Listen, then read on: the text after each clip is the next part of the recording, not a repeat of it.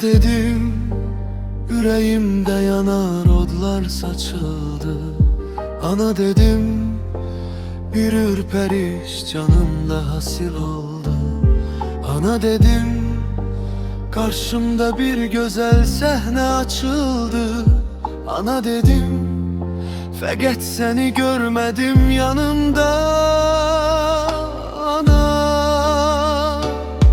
bir kelime var dünyamda, min dua gizlenip onda. Adını çekende titreyir kalbim, sesin gelir uzaktan. Ana,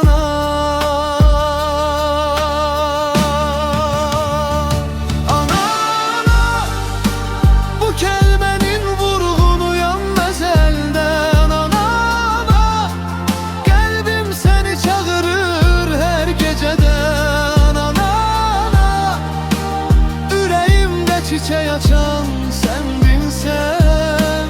Sen tek olan, hevessiz olan. Ana,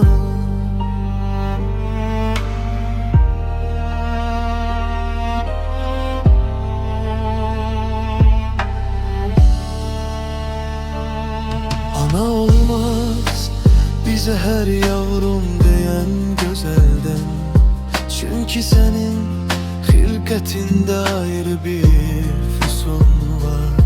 Başka alem yaşamadım bu kadar saf biçimde. Seni kimse güzelliğin özünden yaratmış. Ana, bir bakışın yeter bana, bir duan ömrüme değer. Sensiz dünya sessiz kalar, adınla isinir yüreğim.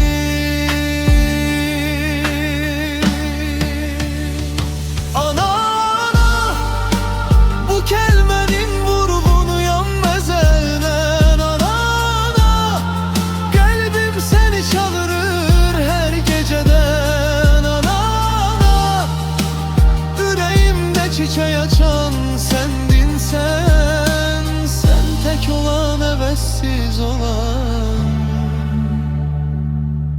Ana, ana,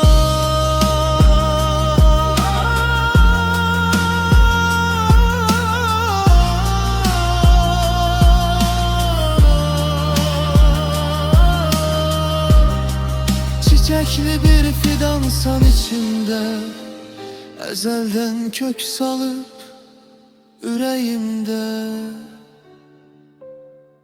Ana.